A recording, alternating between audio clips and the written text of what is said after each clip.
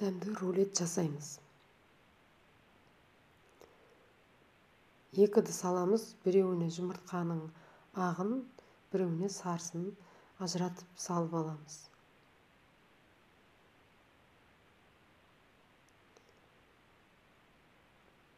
Үстіне керегінше шекерімізді саламыз.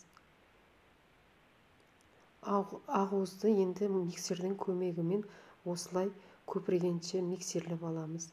Енді жұмыртқаның сарысын үстіне ерітілген сары май құямыз.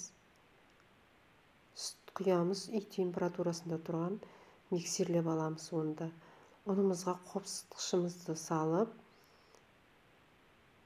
аз-аздан осылай үстіне қосамыз. Енді жұмыртқаның сарысына ағын аз-аздан қосып араластырамыз. Осылай видеода көрсетілгендей жасасаңдар дәмді болып шығады. Барлығын біркелкі қылып араластырып аламыз. Енді тестімізге пергамент қағазын төсеп, үстіне дайын болған салмамызды осылай жайып шығамыз. Қызып тұрған пеште пісіріп аламыз. Енді дайын болған рулетімізді осылай майлыққа орап аламыз. Сонда езіліп бөлініп кетпейді.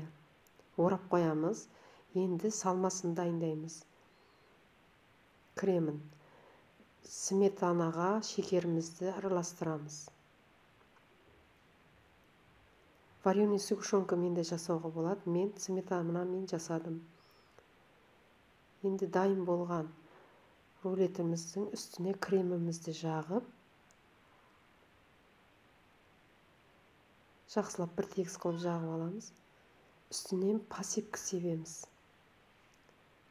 Енді жақсылап ораймыз.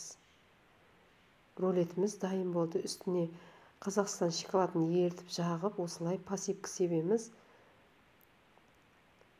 Рулет дайын болды. Жасап көріңіздер.